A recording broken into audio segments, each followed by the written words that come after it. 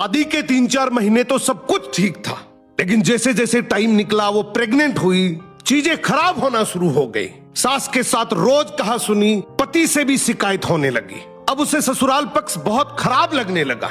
ये सारी बातें वो मम्मी पापा भाई बहन सबको बताती।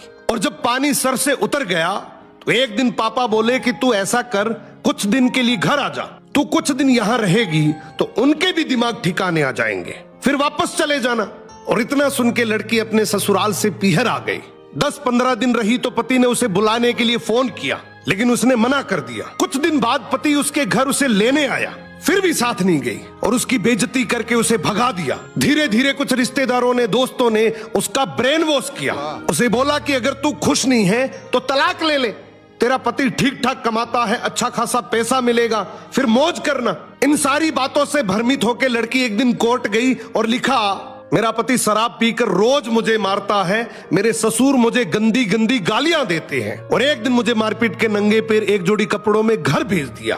पति ने कई बार समझाने की कोशिश की कि हम दोनों बैठ के इस मैटर को सुलझा लेंगे, सब ठीक हो जाएगा। बहुत कोशिश के बाद भी लड़की नहीं मानी। कोर्ट में केस चलता रहा, उम्र बढ़ती रही, उधर बच्चा भी पैदा हो गया, वो भी धीरे धीरे बड़ा हो रहा था। लड़की की एज 32-33 साल हो गई।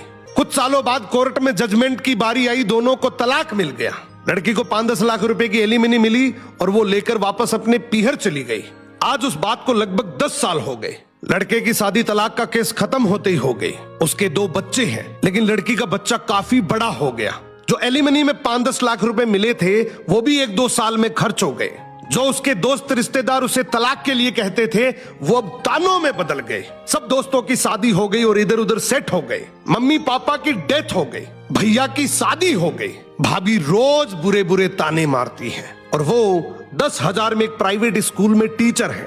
वहां सब लोग उसे गंदी नजर से देखते हैं। आज उम्र 40 साल हो गई, सर के कुछ बाल भी सफेद हो गए।